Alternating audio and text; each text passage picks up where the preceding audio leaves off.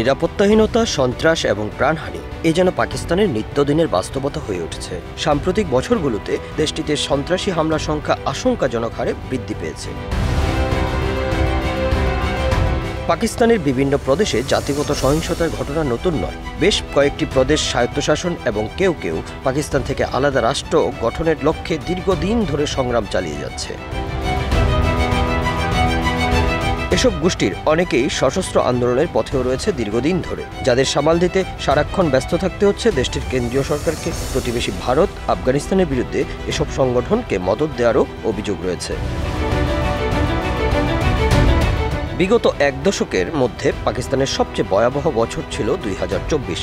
পাকিস্তানের centre for research and security studies CRSS এর মতে পুরো বছর জুড়ে 909টি সন্ত্রাসী হামলায় প্রাণ হারিয়েছেন 2546 জন মানুষ, আহত হয়েছেন আরও 2267 জন।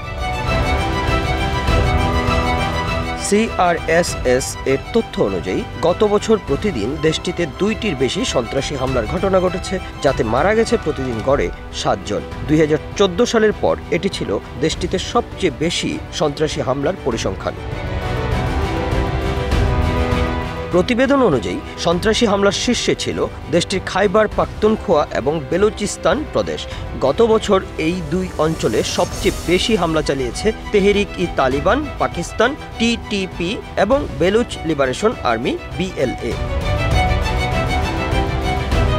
পাকিস্তান সরকারের দাবি, নিরাপত্তা বাহিনী ছিল এই হামলার প্রধান লক্ষ্যবস্তু। শুধুমাত্র 2024 সালেই 685 জন নিরাপত্তা বাহিনীর সদস্য নিহত হয়েছেন।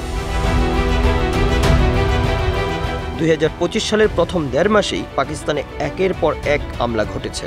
এরই মধ্যে দেশটিতে অন্তত 4টি বড় ধরনের বোমা হামলা হয়েছে।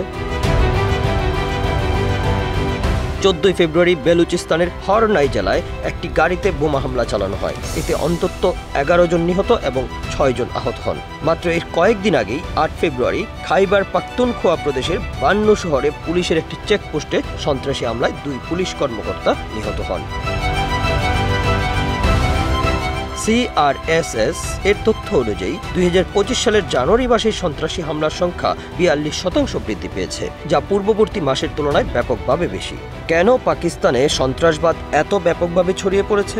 বিশেষজ্ঞদের মতে রাজনৈতিক অস্থিরতা, দুর্বল নিরাপত্তা ব্যবস্থা এবং সীমান্তবর্তী এলাকায় জঙ্গিদের সক্রিয় উপস্থিতি এর মূল কারণ। Bangla affairs news desk.